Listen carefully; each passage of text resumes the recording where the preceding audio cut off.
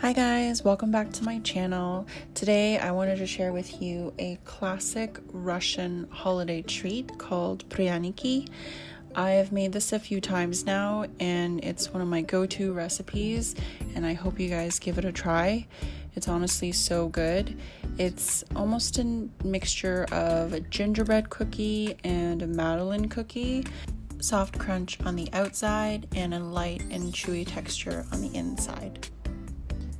The ingredients are pretty standard. We have some coconut sugar, whole wheat flour, baking powder, baking soda, vanilla extract, some vinegar, 1 egg, and then star of the show will be our spices. Try not to omit any of these. You don't really taste one exact spice, but they give it a really nice, well-rounded flavor to the cookie. Then we have honey, some instant coffee, and a stick of butter. So let's get started. We're gonna start with the wet ingredients first. So we'll add a 1/4 cup of instant coffee to a small pot. Then to this, a 1/4 cup of hot water to start dissolving the instant coffee in. Then we're gonna add 1/2 cup of coconut sugar, and on medium-high heat, just start to dissolve this. And then we'll add a stick of butter, which is about 1/2 cup of butter.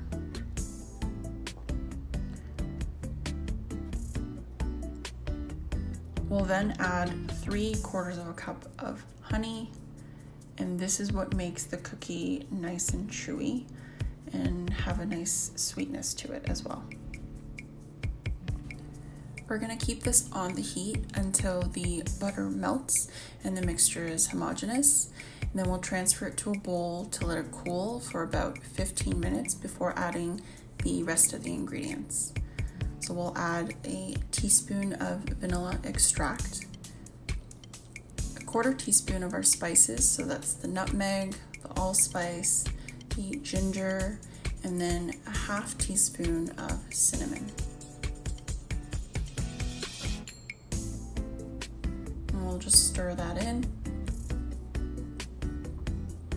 Then we'll also whisk in 1 egg. Now this next part looks a bit odd, but this just helps to dissolve the baking soda into the mixture better. And then of course, this will add some nice rise and bubbles to our cookies. So we're gonna add 1/2 teaspoon of vinegar to the 3/4 teaspoon of baking soda. And we'll just pour this over the spoon to start to get going, and then dissolve the rest into the mixture like so. Then we'll add 3/4 teaspoon of baking powder and mix this in. And don't worry about the clumps because we'll get rid of those with the rest of the flour. And you should see some nice bubbles coming to the top. That would be the baking soda. Then we'll add 3 cups of the whole wheat flour. You can use regular white flour, but I just find that this is a little bit healthier. Now we'll stir to combine until it comes together. It should look like wet sand. Now if you find your mixture a little runny, just like mine was here, add a tablespoon of flour at a time. You want it to look like wet sand, essentially. And this will vary based on your liquid or your egg. Then we'll cover this with some saran wrap and keep in the fridge for at least 4 hours or overnight if you can. So this is the next day. You'll see that the texture is pretty hard, but don't worry about that. It will soften up once we work with it because of the butter.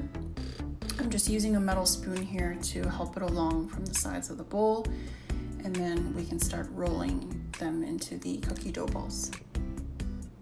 So I'll start each one about a tablespoon and just form it and then roll it into a ball and place them on a parchment lined baking tray about 2 inches apart. I made about 24 cookies on this tray, but this recipe makes 50 to 60 cookies depending on the size that you make your dough balls into.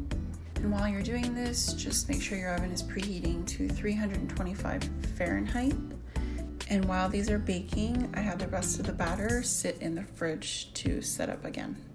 So these are going into the oven for 20 minutes, and halfway through just turn them so that they bake evenly. I start at 20. It could vary from 20 to 25, but you don't want to over bake them because then they'll get too hard and dry out. They should have a spring-like texture when you touch them. And don't forget, they're still baking while they're cooling for the next 5 minutes or so, and then I'll transfer them to a wire rack to fully cool down. So while these are cooling, I'm going to make the glaze, which is optional, but a really nice touch to these cookies.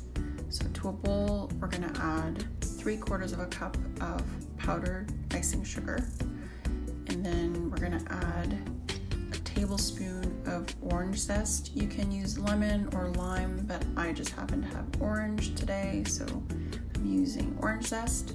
And then we'll add 2 tablespoons of your choice of milk. I'm using some almond coconut, unsweetened. And then we'll just whisk this all together. And you'll want a relatively thick glaze because you'll want them to set nicely on the cookies. You can get pretty creative with the way you glaze the cookies, but I just dip them in like so.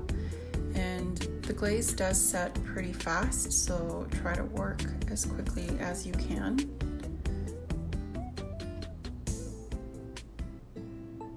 Not the prettiest, but you get the idea. You can also drizzle these with a spoon over them lightly, or dip half of the cookies, which is what I did with half of this batch. And again, this is optional. The cookies are great on their own, but the orange zest glaze really complements these cookies and the spices that are in them, so give it a try.